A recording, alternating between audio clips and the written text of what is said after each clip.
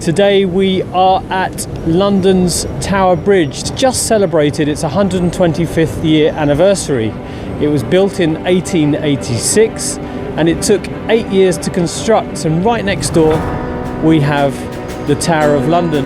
So you're probably thinking, what has Tower Bridge got to do with well-being? Well, I'm sure there's a lot of people out there who are experiencing towering workloads, both at work and at home with our families, and I want to offer an 8-step strategy which I call, well, you can call them 8 jewels if you like, which kind of sinks in quite nicely with the Tower of London, which is where the Queen's jewels are kept, in order to improve well-being at work for everybody.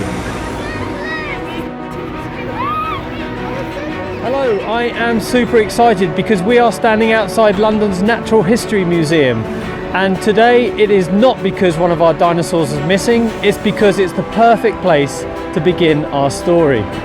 So we are now inside London's Natural History Museum, and what a building. It's incredible.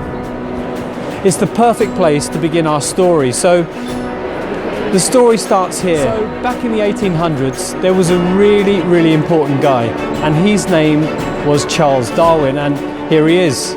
He's actually got a corporate away day hat resting on his knee, which I'm really happy about.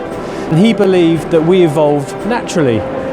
But as well as naturally evolving, we would have still had to have 3 of the key main elements to our well-being, which is sleep, diet and exercise, and that hasn't changed, right? So in order for us to go to work every day, manage our workloads, to be productive, we have our own responsibility to ensure that we're getting the right food, the right amount of sleep and the right level of exercise to keep us strong. Okay, so you might be thinking, well, I've heard it all before, you know, getting the right amount of sleep, boring, getting the right food inside us, a little bit boring, getting down the gym, well, I'm not really a gym goer. But it's really not about that. It's about building a routine, a balance where you feel good in yourself, you feel like you want to produce and be productive during the day, and you come home and you've still got time, love and energy for your families.